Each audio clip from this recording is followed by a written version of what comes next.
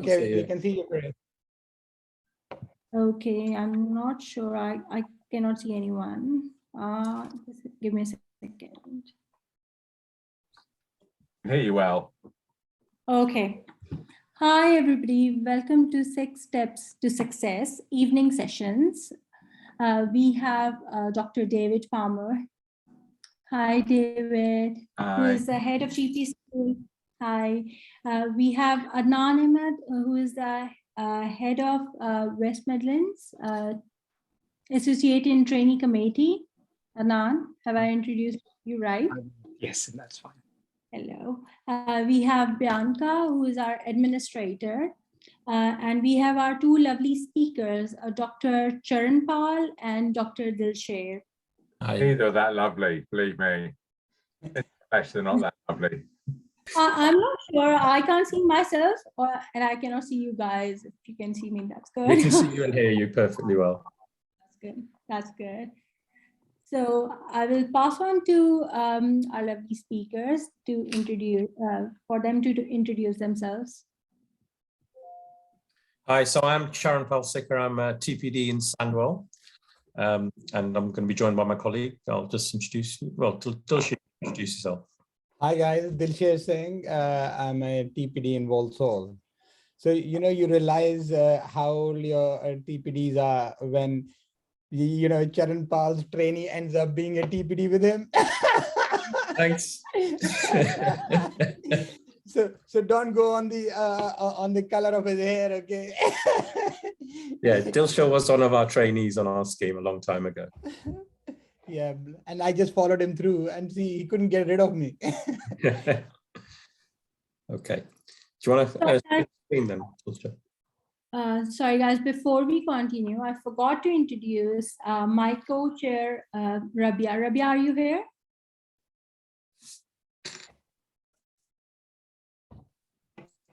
I think Rabia is here, Adnan. Yeah, she's here. Just continue with the start. Okay. She's just, yeah, that's fine.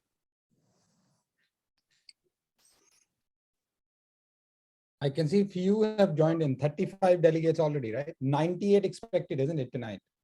Yeah. So they're probably stuck on the bandwidth somewhere. So hopefully it'll be. Oh, by the way, where is David gone? David, you can't hide away, man. Yeah, there we are. There we are. Today's session is about is very interesting, and I think it's going to be very useful for our trainees. It's going to be on PDP, which we all struggle with, especially at the start of our training. How can we make it smart and achievable? And the second part is on reflection and log entry. So I think it will be really useful for our training. Okay, so shall we make a start for the evening? Then I'm just conscious. Yeah. So I'll bring up the presentation now. Dave, you're going to pitch in between with your words of wisdom, or how are you going to be, or are you just going to be in the background? I'm on the chat. I'll be the chat, and if you start talking rubbish, Dilsher, I'll just rein you in. Is that right? Okay, sounds good. It takes me and Sharon Powell to rein you in. Sounds good. Sounds good. Just to add, guys, now I can see you all. Okay, brilliant, brilliant. So good to know, Freya, you can see us now. Okay. And we're happy to take questions as we go or through the chat. I'm happy either way. So Sure. we normally run this, but we can. It says here host has disabled screen sharing. Bianca, can you give me and Charan, access to that, please, so I can share the presentation.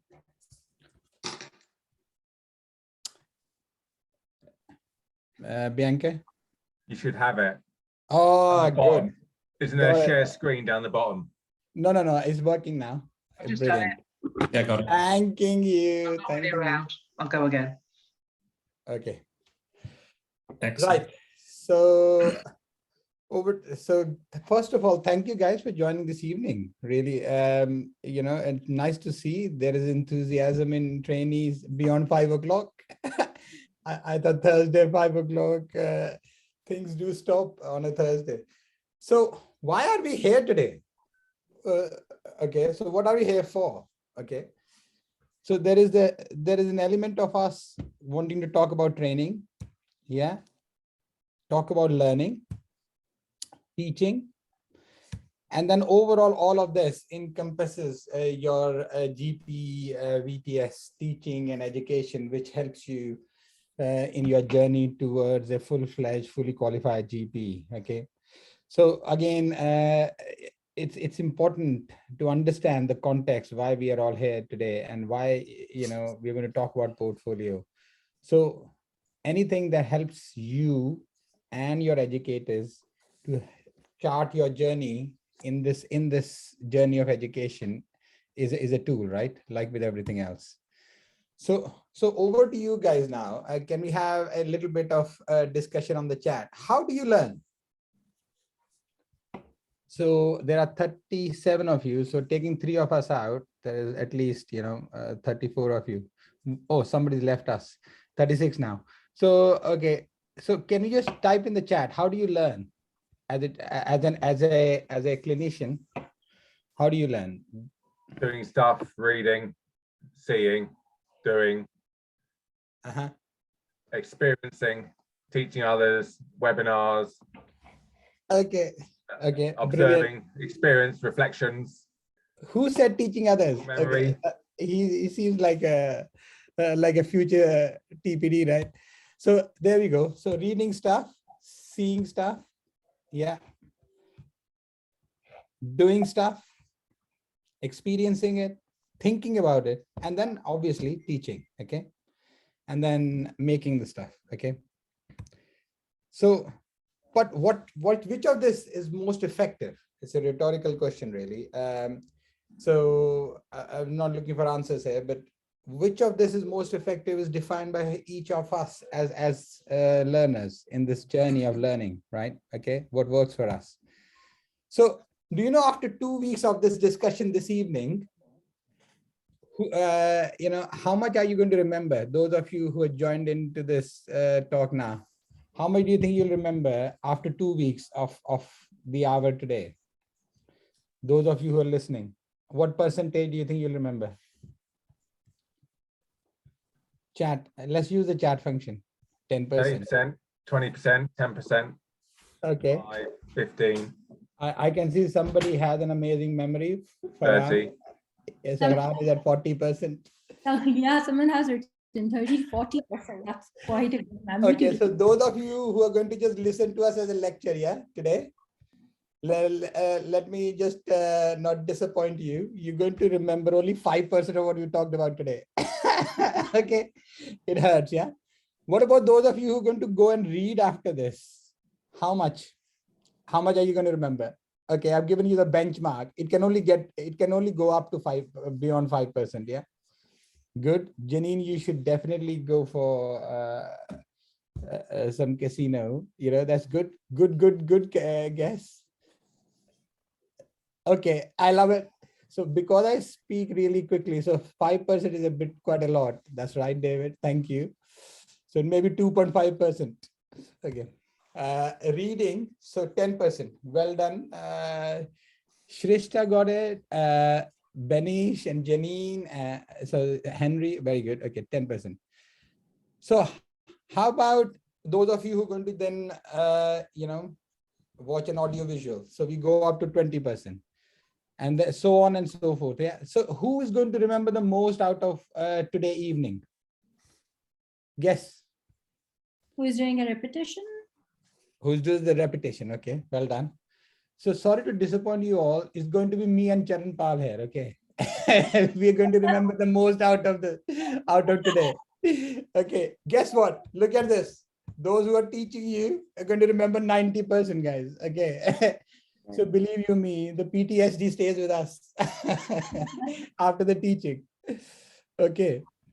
So just be mindful that when we look at teaching, yeah, this cone of learning, there are 2 aspects to this cone of learning: passive and active. Look at that. Yeah. So the first one was just observing what's happening, And then you can, the moment you start to take control on this pyramid, can you see, you start to move from 30% across to 50, and then 75, and then 90. So jumps are bigger and greater. The moment you start to actively engage with your training, you start to make the jumps from 5% straight to 50. Do you see that? That is the take home message here, guys. So if you want to be just coasting around in your journey of GPBTS, then you'll always be stuck, unfortunately, between that 5 to 20% or 30% max. But if you want to take steer and work with your training, and that is where the gain is going to be. Okay. So next question to you guys. What do you learn? Okay. So I'm going to make a start with knowledge. What else do we learn? If you were to broadly divide ourselves in learning into 4 different streams. So we learn about knowledge, about gaining understanding of this, facts, figures, yeah, all that stuff for AKT. But then we also learn the skills. Well done, Henry. Skills to be a good GP, yeah. Doing things with the and how do you do that? By consulting, by seeing patients, yeah. Then you learn about, from the skill set, you learn about behaviors, yeah. And from behaviors, then you move on to the next part of the journey of beliefs as well, yeah. Okay, which is inherent in us. So when is it right to behave in this way? So that becomes an eventual progression. And then we start to step into the wisdom territory, you know, of experience and you know, learning by experience. So the other thing we all find challenging as educators is, when you look at these four big headings of knowledge, skills, behavior, and belief, what happens here is all of us as trainees want this. And all of us as educators are wanting you to reach this journey of behaviors and beliefs, yeah? And that's where the discrepancy lies with this, okay? And this is why in your tutorials, can you please be mindful and try and work on your learning outcomes to try and achieve each of these levels, okay? So what is learning then? If you look at the learning, there are 4 aspects. The concrete experience of that learning event, reflection and observation of what exactly happened in that event, then abstracting and conceptualizing what it means to you, and then once you learned that, experimentation of what you would like to change next time, yeah? So the what, so what, and now what concept of learning. By the way, these slides are absolutely amazing, and these were courtesy to our previous area director, who is now enjoying his life in retirement, is Dr. Reed. So I can't take any credit for this, but I found them really incredibly powerful. Okay, so hence the reason. These are my slides. You sycophantic creep. Ian Reed copied them off me, so carry on. All right, then we have, so no copyright infringement then. Maybe next time you can say it's Dr. Palmer's slides as well. Yeah, Yeah, don't give Ian Reed the credit. Let's give him a little bit of credit, David. He was the one who presented it, although they were yours. Okay, so learning cycle. Oh, so now that we've learned about what learning is all about, and we've learned about what a learning cycle is, so what is the point of having this portfolio and this painful part of having to do this in this journey then? So what is the point, guys? What do you think? Before Charanpal takes you down this journey, can I just have some participation from the delegates? What is the point of e-portfolio? What do you think is the point so far? You put the slides up, Dilcha, the answer's there. But let's see what they have to say. On the chat. I love it. Some portfolio can be pain for ARCP, track the learning curve, For the GMC, I love it. Thank you, James. It's only for the GMC, is it? Okay. Yeah, to keep some evidence of knowledge gained with skills learned after clinical rotations. Okay. Food for thought. Thought. Thank you, Mohammed. Very good. Food for thought, what? The e-portfolio, or why? What's the point of e-portfolio? Hi there. Just the experience of logging, writing down what happened, whether it was a patient encounter or whether it was a reading episode or learning or lecture or attending a course, just more, it gets more engraved into one's conscience and then into the memory, long-term memory, and then one can use it later for future reference. Okay, okay. Thank you, Mohammed. Thank you for clarifying the food for thought. I think That's absolutely right. That's so just as you know, as it says on the slide, there's two main functions of the portfolio. And the key one, although people will feel that it's probably because you want to get through your panels and you want to get past your training and get your CCT, but really the main focus of the portfolio should be, it is for your own personal development, okay? And just remember that means that you're going to become a GP as a career, and eventually what you're trying to do is improve patient care. So that's what this portfolio is there for. Clearly, it's also there for the panel to have a look at how you've been progressing over the training, and the RCGP will also need to look at it as part of the CCT. I think the things, what people have already said on the chat, that, you know, it's there for a place for you to log your clinical encounters, what you've learned from them. It's there to help you to do it in a structured way. Your posts are there so that, well, you know what post you're hopefully going to be coming up to in the next year and the year after, if you're an SD1. And really, it's there to help you identify what you need to learn. And it's also there to help you reflect, because there are structured templates within this that will help you to develop that skill. And it is a skill. That's something that you need to try and build. It's not necessarily something that everybody's going to know naturally. So this is where I get to be what it feels like to be Chris Whitty. And I'm going to say, next slide, please, Dilsha. So this is just obviously a gentleman looking in the mirror. And the idea is, reflection is like looking in a mirror, but it shouldn't just be about looking in a mirror to see what you see. For example, when we all go out, we want to look our best. So sometimes we'll have a quick look at the mirror before we go out. We might be going out to a party, maybe going out to impress somebody. We might be going out on a date. We might just want to look our best just to go out. But actually what reflection's also about is what other people help you to see. So, you know, you might be in a conversation, somebody says to you, oh, you look a little bit tired today, but you hadn't realized. So you go and look in the mirror and think, well, they're right. Actually, I've got bags under my eyes. Or they might say, you don't look as happy, or you look a bit sad. Or they might say, there's that mark on your face. It looks a little bit darker today. So these are the sort of reflections that other people help you realize. So the idea here is, when you're trying to reflect on cases, on situations, don't just look at it from a point of view of what you've encountered.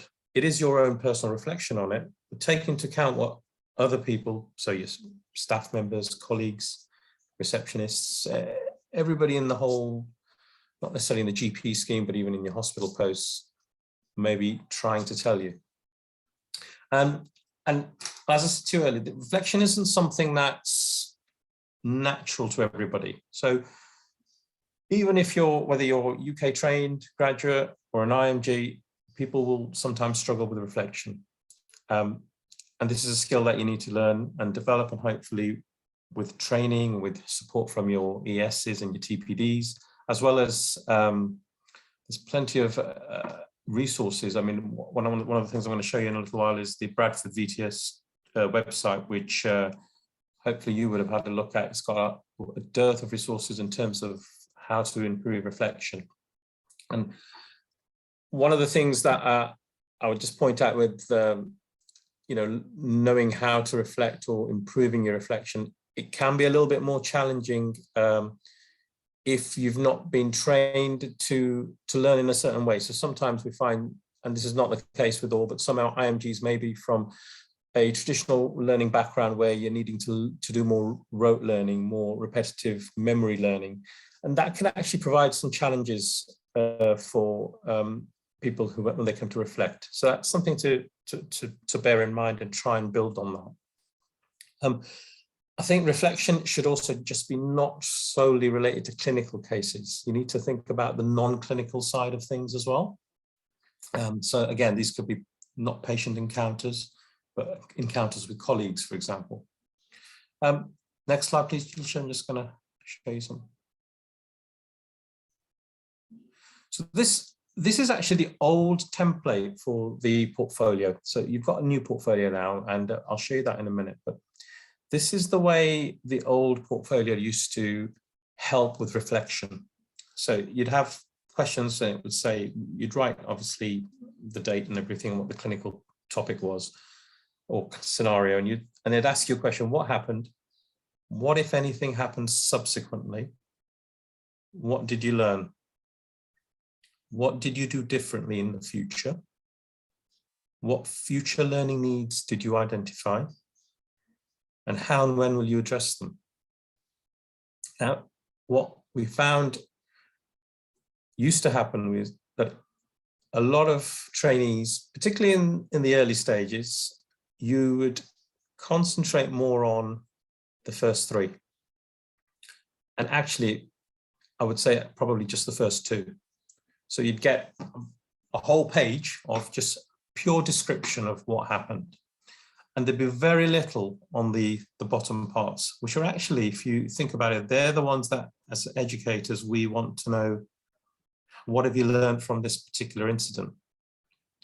And it's the bottom three, as David has said, that's the bit where the learning happens.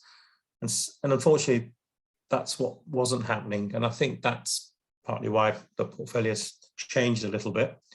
But this is the bit that we would like you to really focus on when it comes to doing your reflections, because it's not just what you've done, but what are you going to do differently as a consequence? What are you going to not do differently as a consequence, which is just as important. So, you know, you've got, for example, a patient may come in with a heart attack, who's overweight, a smoker. Maybe perhaps, you know, how did that make you feel? Maybe you were a bit judgmental about the case, or because of the way the patient's lifestyle is. And that could be something that you could reflect on to think, well, actually, yeah, maybe I was a little bit judgmental, and that's not really the way I should be thinking. And maybe the next time that's not what I'm going to do. It can be things like, you know, if you had an argument, not necessarily an argument, if you're a bit flippant with the receptionist who put in an extra at the very bottom of your surgery just before you're ready to go home, that might have produced some anxiety for you, that you may have then been a little bit abrupt with the receptionist. That may have actually influenced what you did when you spoke to the patient. So these are sort of learning points that you need to try and start to think about. So it's not just about what you did, but what are you going to do after? Or what are you not going to do after? Next slide, please, teacher. Go back, sorry, go back.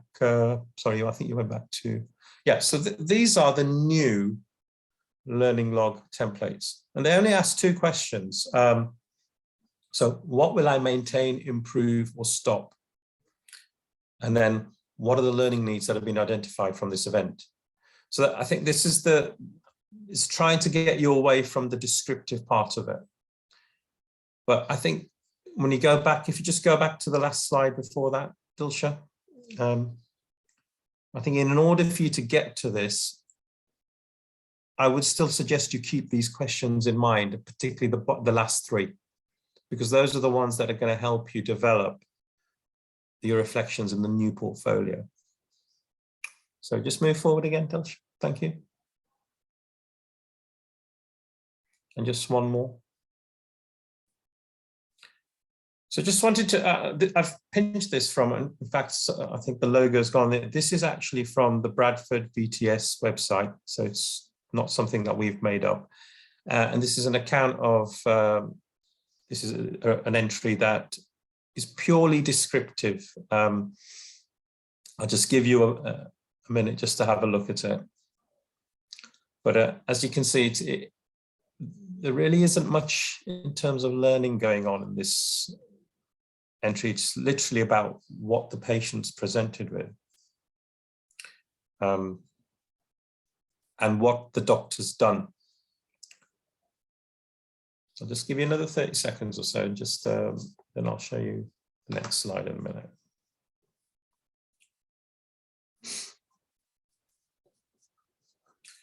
So if you just go to the next slide. Now, this is a bit more wordy, and I haven't actually took the whole entry because it's quite a long entry, but this is the same case, but with a little bit more emphasis on how the doctor was feeling about each stage. So if you have a look at,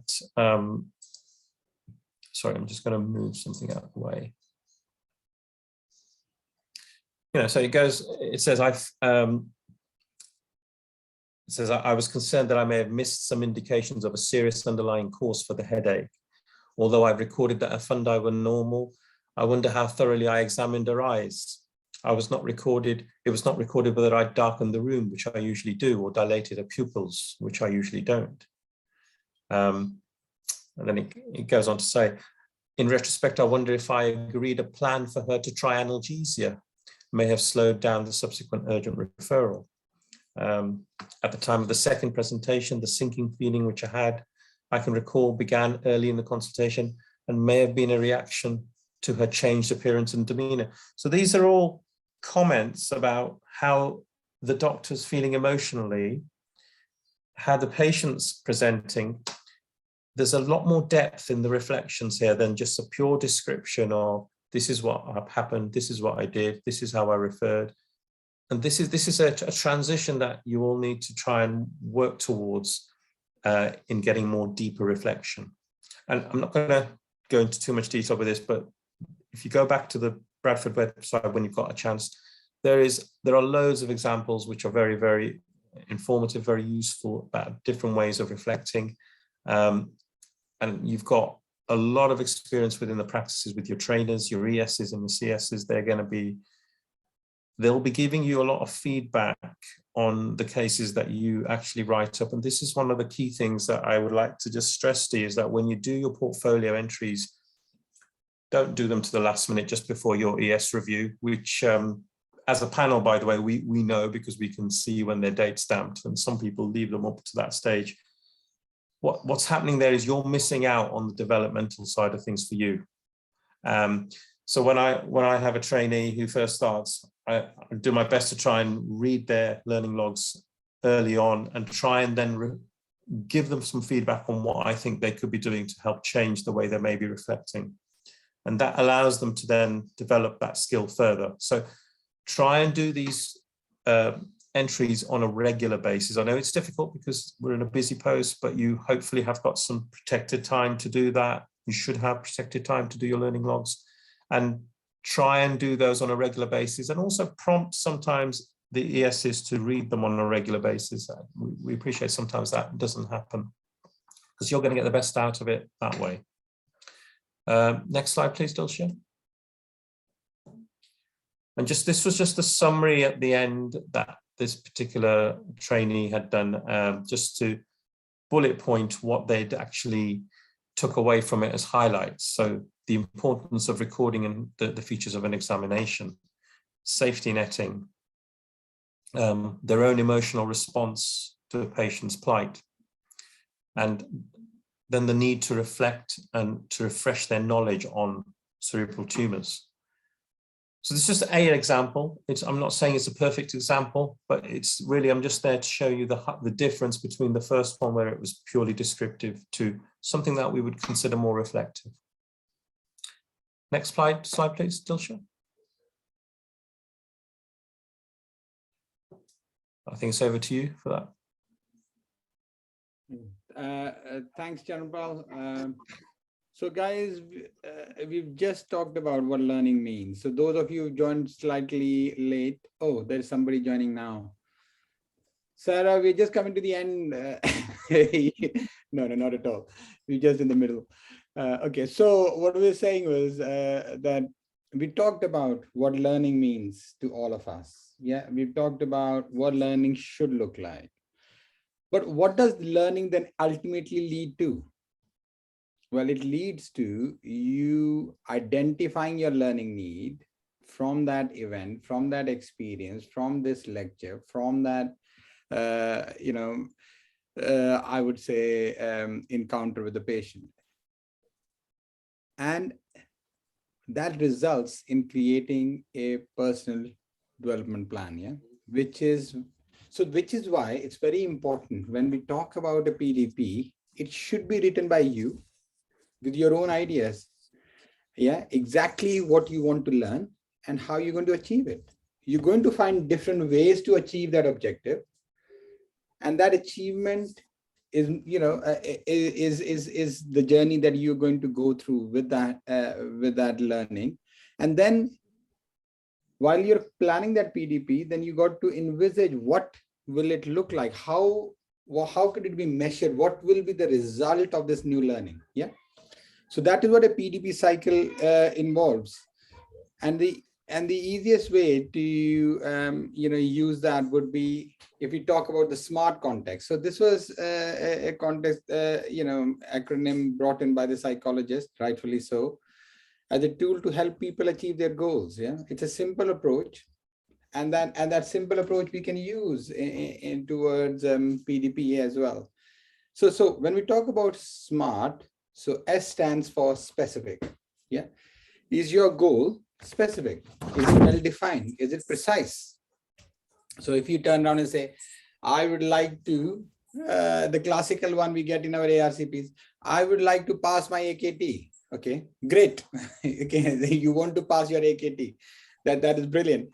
But how are you going to pass the AKT, and what aspect of the AKT you want to learn to pass it? Okay, so do you think passing an AKT is specific and well defined? So again, something to think about. Then we move on to something called as measurable. Yeah. So measurable is going to be, you need to be clear on how will you know when you've achieved this goal. Yeah. So using timelines and all that is great, but using numbers, dates, and times, that is one way to define it. But actually, what is measurable? So if you want to say, I want to get better at my consultation style, okay, the classical one that we think about, yeah. So how will you know you got better at your consultation style? You will know by multiple ways, right? And the way you will know is you'll have better PSQs, yeah. You will do more court assessments as part of that. So again, what I'm trying to say is, you need to think what that measure will look like, and that measure cannot be just one way. It's got to be a multitude of measurements to look at that learning need. It's got to be a multi-pronged strategy as well. Yeah. Then brings the A for the attainable. Yeah. So yes, make your goals challenging, but then be realistic. Yeah. You don't want to end up in a disappointments. Yeah. So yes, you're going to master the consultation style by the end of the month. Great. Okay. If you think you can do that, but then don't try and make, I would say, yourself a victim of your own learning. Just be realistic. Yeah. Is it attainable? Okay. And how are you going to attain it? Be realistic with that goal. And again, if you can't achieve it in the first instance, then there is always the opportunity to reflect on what you've achieved so far, and then look at increasing that attainable goal, right? Then you make sure, is it relevant? Okay, how relevant? So when we talk about relevance, we're talking about you yourself looking at every aspect of you from different lens, from academic, personal, professional, and then thinking of what this learning would be, this objective of this learning, is this going to be relevant to you as a learner on that path, as a clinician, as a person, how are you going to achieve, and does that each objective align with those goals? Yeah, to give you a better context of your learning. And then the last part is about time bound. Okay. And the time bound is by setting yourself a realistic time scale. You know, how will you review the progress, how the progress is going? It keeps you motivated, because having a target to achieve always helps with motivation anyways, right? So by the end of the current post, I'm going to make sure that I've achieved the ability to examine newborn, competently. So if you're going to do a newborn examination, you want to be able to achieve that competency by the end of that placement, by the end of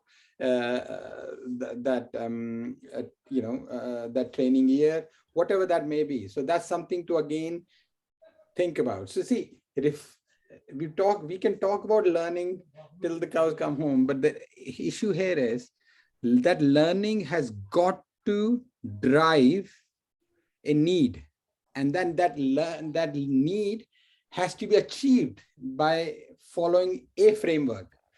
You know, if you don't like SMART, you can use any other framework, but the whole idea is that framework needs to be defined, be specific, should be measurable, should be realistic and relevant to what you're trying to achieve, and should have a time frame attached to it.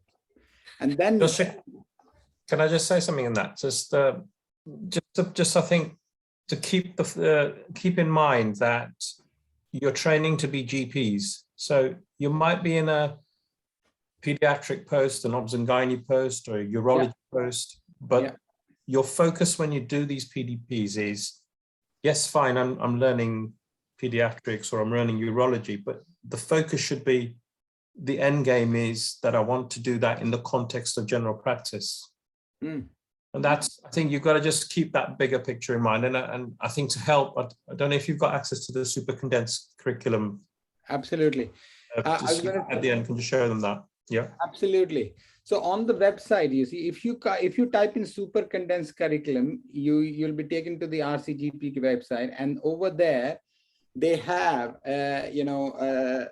for each aspect of our training, there are some defined expectations. So if I was to just stop sharing for a second, I'd like to show you one of them as an example, just to give you a flavor of what we're talking about. So just bringing that up in a minute. Okay, this is where it should work.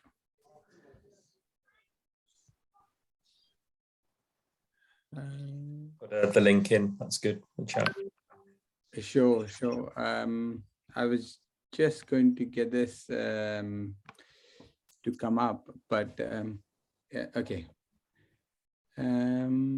It for some reason it's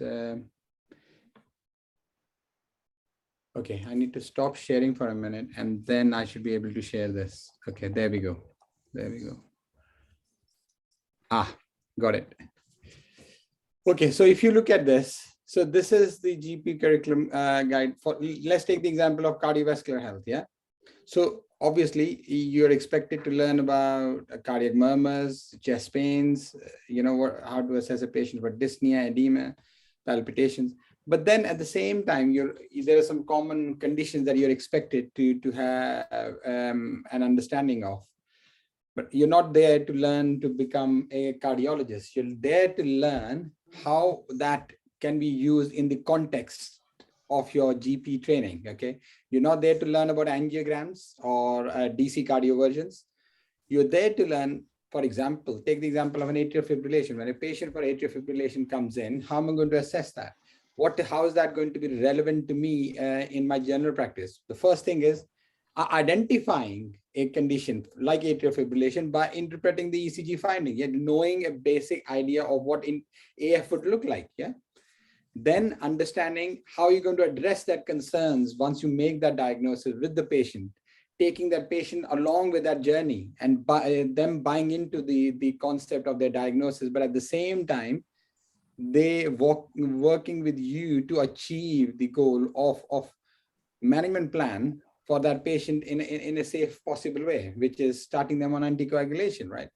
So that take them through that journey is going to be part of your discussion with them, which is what is assessed in your competency as an RCA assessment.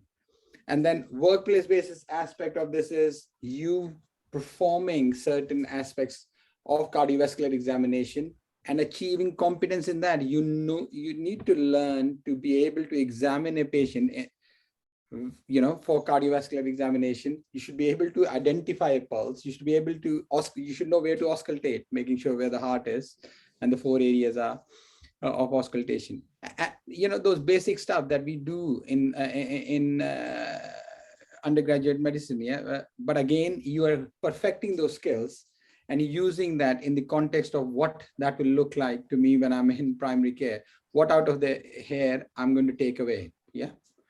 So this is really useful. It's on the website, and please look at that.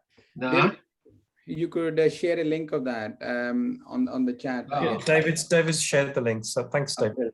Okay. And as he's put, there are lots of different specialities. So all the specialities have got their different things, and your CSs in hospital also should have access to this, and it's useful when you have your placement planning meetings to perhaps use that as a tool to say, well, this is what I'd like to get out of this rotation, and hopefully the two can then marry together, and you can get the best out of that for your general practice experience.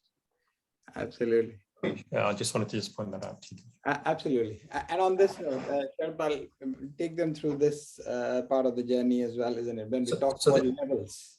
So again, this was a table that we took again from the Bradford website, and this is just going back to what we were saying earlier about reflection, that we need to move from the descriptive part of reflections, where you're literally just listing the learning events, to moving towards analytical and evaluative. And it's a journey really that you need to progress through, and hope some people get through this very quickly, and it can take the full 3 years to get from, so you usually find from SD1 to SD3, but there's no reason why you can't develop these skills quicker.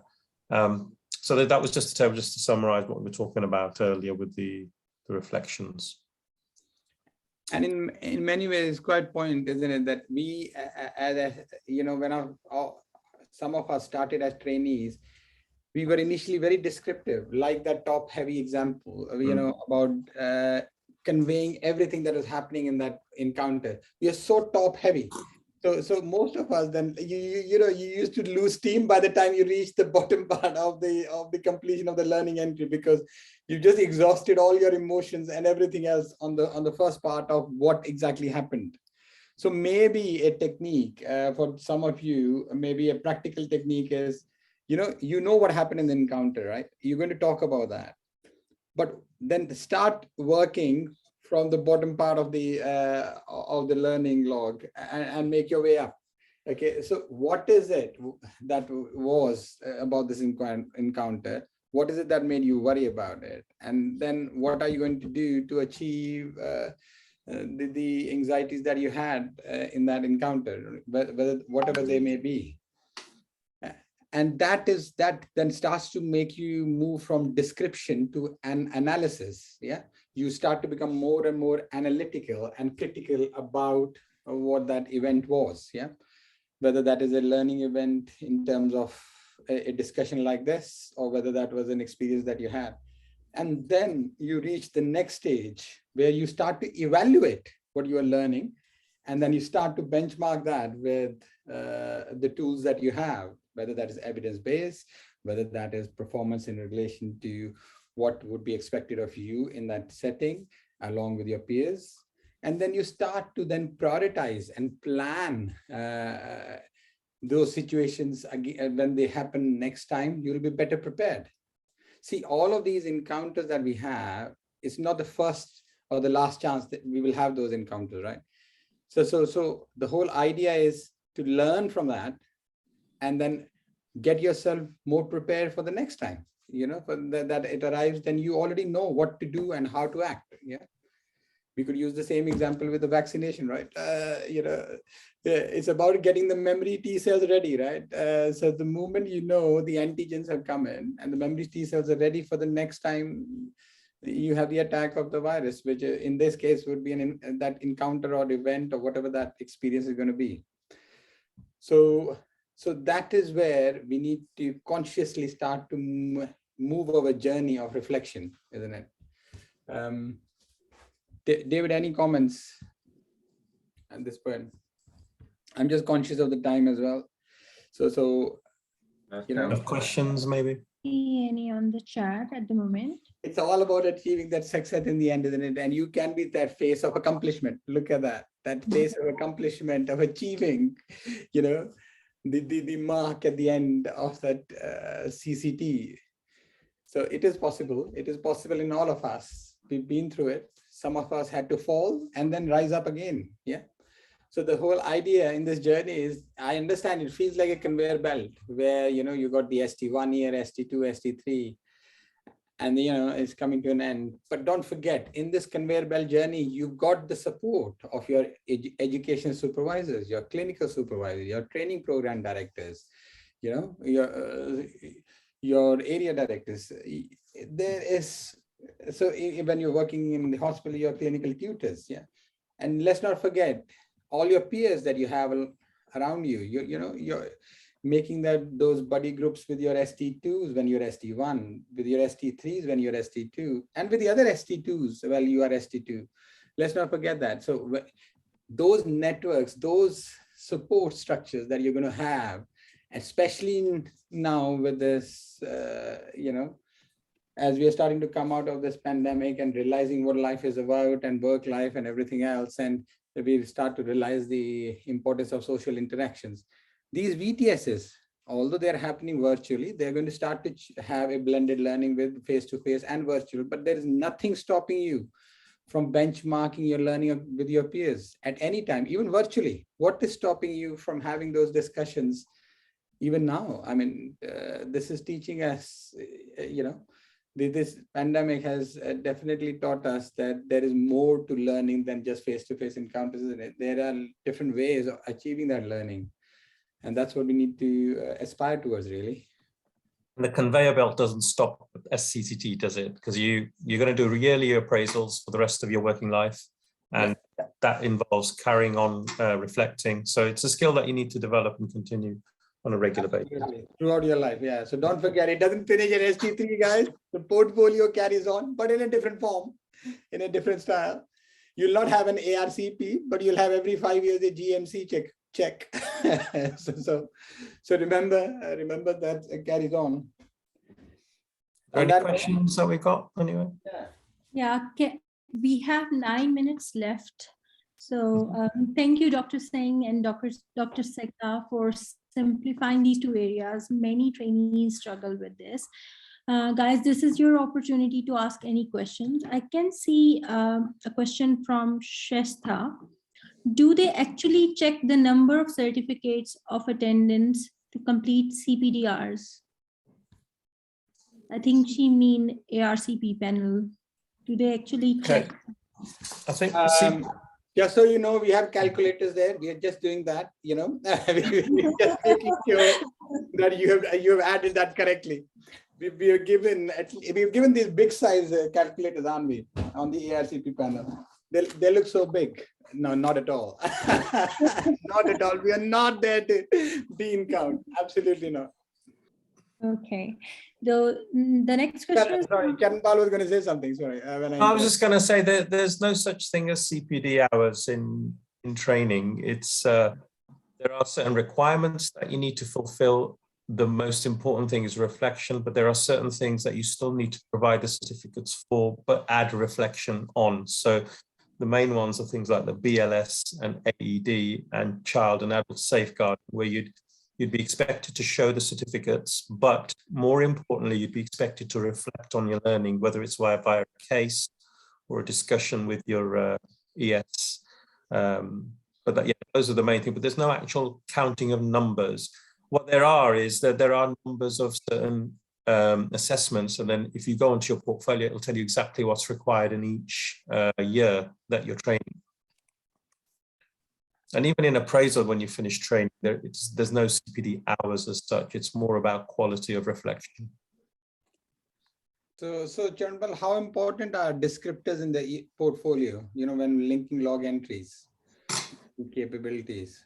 So yeah, so when I'm sure you've had a look at your portfolio, that there's a little box that says word descriptors, and those are really, really useful because what they will do is help you hopefully write why you're when you link a capability, you can then justify why you think you are demonstrating that capability in that write-up.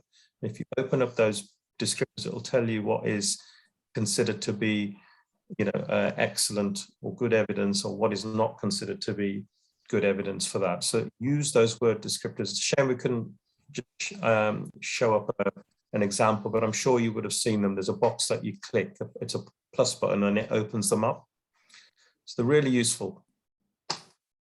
And each capability, you need what, 3, 4 Yeah. you know, big pieces of evidence. Some areas are more common and maybe you'd expect a little bit more evidence, but other areas, you know, it's not over 3 years getting 3 bits of evidence in, or community orientation isn't massive when you're in a community health service. And again, you need to get a breadth of entries across all your curriculum areas, and that's very important, just to making sure that you are trying to achieve. See, it's very easy for us to be in our comfort zone of trying to achieve learning in a topic that we feel comfortable with anyways, and we enjoy anyways. The skill is to learn about the topic that you feel uncomfortable about. Yeah, the topic that you actually consciously may struggle with, and subconsciously because of that. And that is the skill, so that you can balance out, your learning, because, the exam and as well as with the patients, they all do not come with one presentation all the time, right? The real life is multi-factorial, isn't it? And same as the presentations, they're multifactorial. And that is why you getting to connect those dots as a general practitioner. You got to have a breadth of that knowledge, which is why we're expecting you to do that. We're not trying to make you specialist. We're trying to make you generalists who are specialists in the fact that they are able to connect the dots that nobody else can. Which is being interested in people, isn't it? It's working with people, relating to people. My trainee wrote about her first transgender patient and how she couldn't get her head around the fact, and that this person was a he or she, and she wrote about it in a really sort of quite self-effacing way, and wrote really nicely about it, and became much more confident with dealing with, our practice. We had about 15 patients who got a transgender, and she wrote about it in a much more, it's nice to see she came more familiar with this group of patients. She was much more relaxed and much more able to deal with it. And that showed great development, really. Write about interesting stuff. If you're writing about otitis externa, got to be a really interesting ear hole to make it interesting to read, Yeah. Ravi has just put a question in about, do we document the safeguarding discussion, reflection, supporting documents or clinical case? It really doesn't matter. I wouldn't get too bogged down with where you're going to put things. I think the important thing is highlight that it's a safeguarding case. So you maybe put that as a title. When we come to search it on ARCP panels, it's easier that way.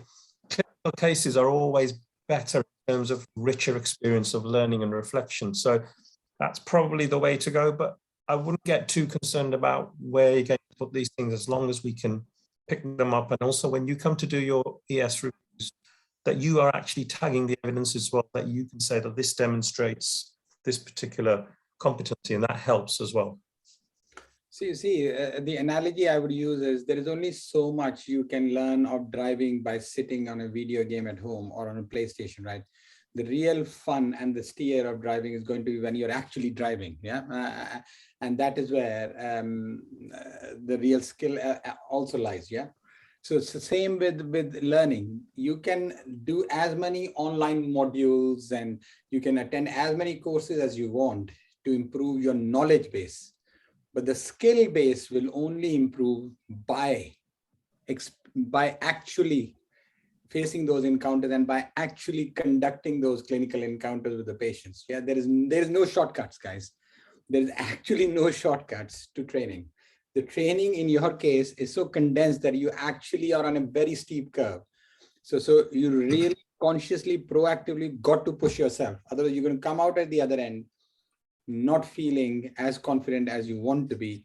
And don't forget, the issue is not about getting the CCT. The issue is also the remaining float and viable post CCT. Okay, it's a number of complaints that we receive in the first 5 years is phenomenal post CCT. Yeah, and that actually ends up breaking some of our confidence. And the skill is now that you have all the support of your educators around you to see those challenging encounters now rather than having to worry about them post CCT. See, it all depends. Yeah, the proof is in the pudding, and the sweetness depends on how much effort we're going to put into that, right?